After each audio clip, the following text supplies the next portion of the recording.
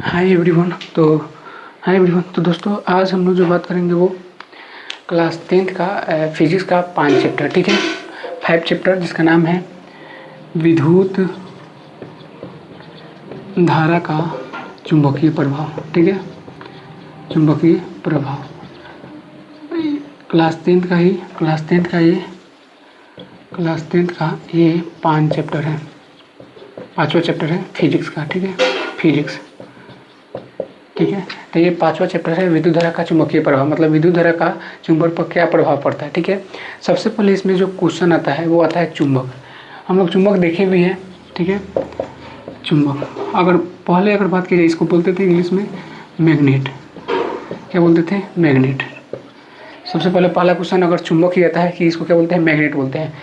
देखिए चुंबक जैसे स्पीकर जो आता था ना, उसमें चुंबक रहता था, और रेडियो भी आता था उसी को स्पीकर को, रेडियो में भी, तो उसमें क्या लगा रहता था? चुंबक।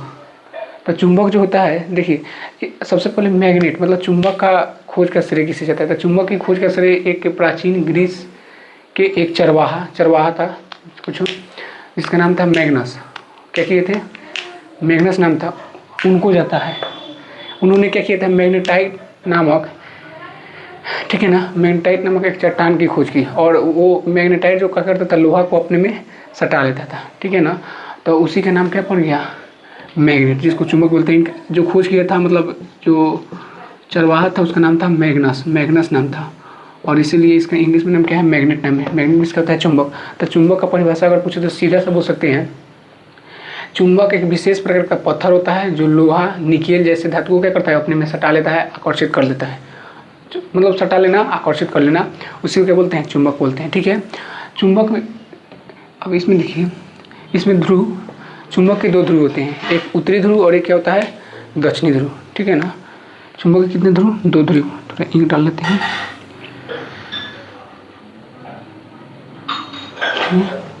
चुंबक में कितने ध्रुव होते हैं? 2 ध्रुव होते हैं। चुंबक में जो होते हैं, चुंबक में 2 ध्रुव होते हैं, 2 ध्रुव। एक होता है उत्तरी ध्रुव और एक क्या होता है? दक्षिणी ध्रुव। अगर इसको इंग्लिश में बोले तो इसको बोल सकते हैं नॉर्थ पोल, और इसको क्या बोल सकते हैं? साउथ पोल, ठीक है। तो चुंबक कितने ध्रुव होते हैं? 2 ध्रुव, एक उत्तरी ध्रुव और एक क्या होता है? दक्षिणी ध्रुव। ऐसे यहाँ पर एक दे देते हैं, अगर यहाँ पर एस देते हैं तो यहाँ पे क्या हो जाएगा? एस, ठीक है ना, नॉर्थ पोल साउथ पोल।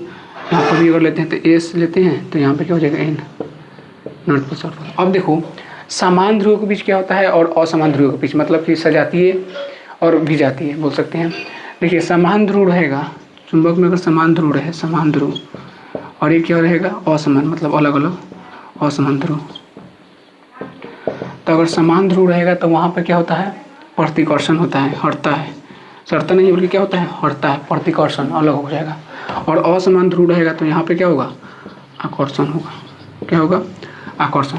ये पार्ट 1 ही है विद्युत धारा के चुंबकीय प्रभाव का। पार्ट 2 ऐसे कर करके थोड़ा छोटा ही वीडियो बनेगा। तो यहाँ पर चुंबक में 2 ध्रुव, एक उत्तरी ध्रुव और एक क्या होता है? दक्षिणी ध्रुव। सबसे पहले चुंबक देखे थे, तो चुंबक एक विशेष प्रकार का पत्थर होता है जो लोहा, निकेल जैसे धातु को क्या करता है? अपने में सटा लेता है, आकर्षित कर लेता है, ठीक है ना। अब जो चपक जाए चुंबक उसको बोल रहे हैं, ठीक है ना, अपने में सटा ले। समान ध्रुव के बीच प्रतिकर्षण होगा, समान रहेगा तो प्रतिकर्षण, समान रहे तो प्रतिकर्षण, और एक अलग रहे मतलब असमान रहे तो वहाँ पर क्या होगा? आकर्षण होगा। तो चुंबक कितना ध्रुव? 2, उत्तरी ध्रुव और एक दक्षिणी ध्रुव। समान में प्रतिकर्षण, असमान में आकर्षण, ठीक है। इतना लिख लिया। उसके बाद आता है, ये पार्ट 1 ही है, छोटा ही वीडियो डालेंगे, पार्ट 1, ठीक है ना। उसके बाद आता है आकर्षित करने के आधार पर, पदार्थ को आकर्षित करने के आधार पर चुंबक जो होता है 2 प्रकार का होता है, ठीक है ना। चुंबक का प्रकार क्या होता है? 2 प्रकार का, जैसे एक होता है चुंबकीय होता है और एक क्या होता है? अचुंबकीय पदार्थ। आकर्षित करने के आधार पर पदार्थ को आकर्षित करने के आधार पर 2 प्रकार के होते हैं। क्या प्रकार का? पदार्थ को आकर्षित करने के आधार पर चुंबक जो होता है 2 प्रकार के हुआ, ठीक है ना। एक होता है चुंबकीय पदार्थ, सेकेंड होता है अचुंबकीय पदार्थ, ठीक है ना, ठीक है। एक होता है चुंबकीय पदार्थ और एक क्या होता है? अचुंबकीय पदार्थ, ठीक है ना। आकर्षित करने के आधार पर पदार्थ हुआ 2 तरह का, एक चुंबकीय और एक अचुंबकीय। चुंबकीय में जैसे सिर्फ लोहा ही नहीं बल्कि निकेल, कोबाल्ट, ये सब भी क्या होगा, चुंबकीय पदार्थ हो जाएगा। वही अगर रबर बोले, प्लास्टिक बोले, कागज बोले, मार्कर, ये सब क्या होगा, आकर्षित नहीं होता है चुंबक के द्वारा, तो इसको क्या बोलेंगे, अचुंबकीय पदार्थ। तो इसमें क्या हो जाएगा, लोहा, निकेल, क्या हो जाएगा, कोबाल्ट, ये क्या हो जाएगा, चुंबकीय पदार्थ। अचुंबकीय में जैसे, अचुंबकीय में कागज, रबर, प्लास्टिक, ये क्या हो जाएगा, अचुंबकीय पदार्थ। ठीक है ना। तो चुंबक जो होता है ये कितने पदार्थ को आकर्षित करने के आधार पर चुंबक दो तरह का हुआ, एक चुंबकीय पदार्थ और एक क्या हुआ, अचुंबकीय पदार्थ। लोहा, निकेल, कोबाल्ट, ये क्या हो जाएगा, चुंबकीय पदार्थ। वैसा पदार्थ जिसको चुंबक आकर्षित कर ले उसको चुंबकीय, जिसको आकर्षित नहीं करता है इसमें क्या हो जाएगा, आकर्षित नहीं करेगा उसको अचुंबकीय। जैसे में कागज, रबर, प्लास्टिक, ये इसको आकर्षित करेगा नहीं, तो इसको क्या बोलेंगे, अचुंबकीय पदार्थ बोलेंगे। ठीक है।